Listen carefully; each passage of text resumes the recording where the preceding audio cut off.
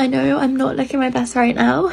I didn't tell anyone in my life when I took my shahada. I didn't want to tell anyone at the time because I felt like I was finding my faith for myself and working out what this actually meant for me. It was inevitable that people were going to come across my videos, and I know some friends already had. It was almost like I was in my happy bubble and I was delaying the inevitable by not telling anyone. I just had a conversation with my mum, and she had been shown my videos by someone else, and obviously that was a complete shock to her. I am so blessed to come from a super open-minded family. My parents are the type of people who would accept and love anyone, and I just feel heartbroken that I didn't have the confidence to tell them where I was at or what was going on in my life. It really breaks my heart because I live just with my mum. We have a super close relationship, and I feel so bad from hiding such a big part of my life. I was just so scared of the reaction and if it would change things. Secrecy can honestly destroy you, and I have pushed away so many people that love and care about me. I know this is a test and I'm gonna get through it, but right now I'm just wishing that I could have been honest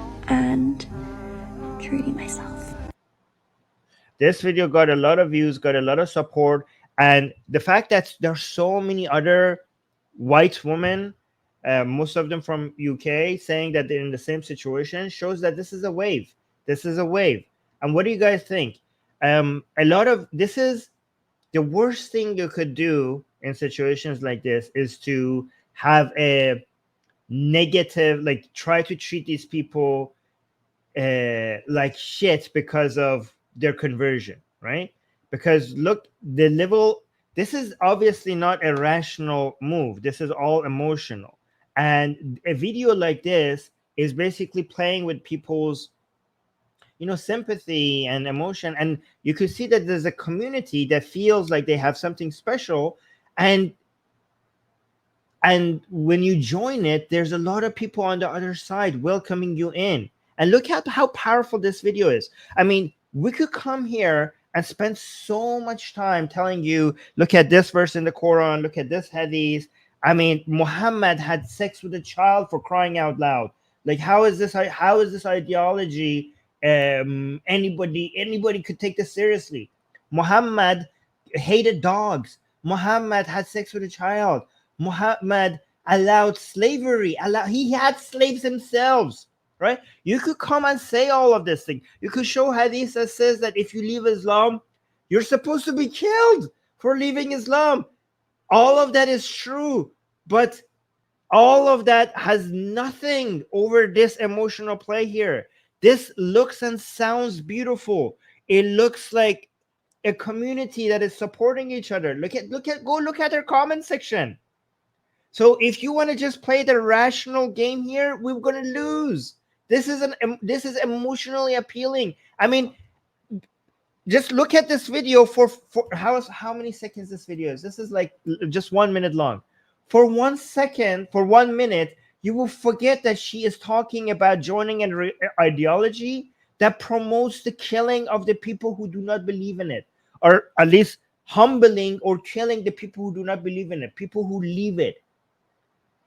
For 1 minute, the emotion, look at the strength of the emotion. You might even fall for it. Even as somebody who's against Islam, you're like, oh, this is so beautiful.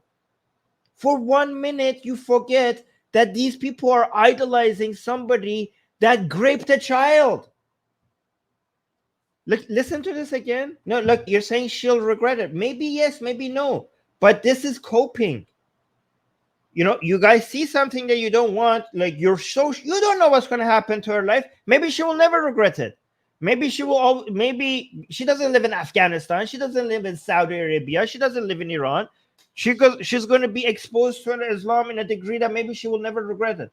Maybe for her, it's just going to be only like a validation. Like maybe she's not going to see the true impact of Islam in her life. Maybe for her, it's just going to be like a fashion statement or a membership, just a membership card to a group of people who are constantly supporting her. You don't know that.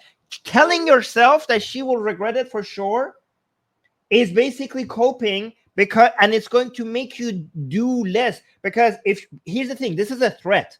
Islam spreading in liberal countries is a threat to our liberal way of life. If you see it and think like, okay, I need to find a way to respond to this, then that's going to lead to action. That's going to lead to us as a community here coming together and think, what do we do in response to this? But if you tell yourself she's going to regret it, then you have satisfied yourself, and that's going to make you not do anything about it. If you tell yourself, you know what, she's going to leave Islam at one point, I know this for sure, you know what, she's going to regret it, you know what, then you're coping. You're like, okay, fine, I'm good then, everything's fine, she's going to regret her decision. You don't know that. This is a wave that is coming, and a lot of you are not taking it seriously. A lot of you are not taking it seriously. You have to. This is what Christians and Muslims understand this so well, and so many atheists don't understand this. If you want to win, you have to open your arms. You have to do the emotional side by side, the rational. You have to win over people with friendship and kindness. They Christians and Muslims, okay, so the wisdom of the crowd within the Muslim community understands that the aggression is for when you have the upper hand, when you have the power, right? That you look at Islam like, oh, Islam looks very violent and aggressive. Yeah, but the Muslims who do that when they don't have the upper hand, they're not being very strategic. Many Muslims are more strategic. And this is not because they're being cunning or they're being manipulative. This is just a evolutionary process that it just works. Like, it just happens because it works. When you are a minority, the most wise, even if your ideology tells you to be violent, you don't do that when you don't have the upper hand. And they're winning. They're winning even without having an Islamic government.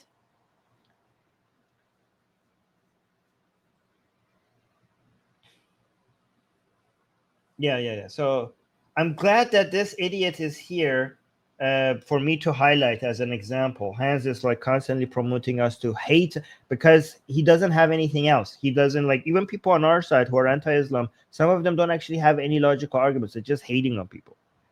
But again, what would you do? Let's listen to this video for one more time and just put yourself in the position of being her friend and you're anti-Islam, or you being her mother and you're concerned about your daughter becoming a Muslim. What would you do? Because if you think, like, if you want to tell her, look, this is wrong, you shouldn't be doing this, or like, what the hell are you doing? She's going to feel not accepted by you, and she is going to cut that tie, right? So again, I shit on Islam all the time.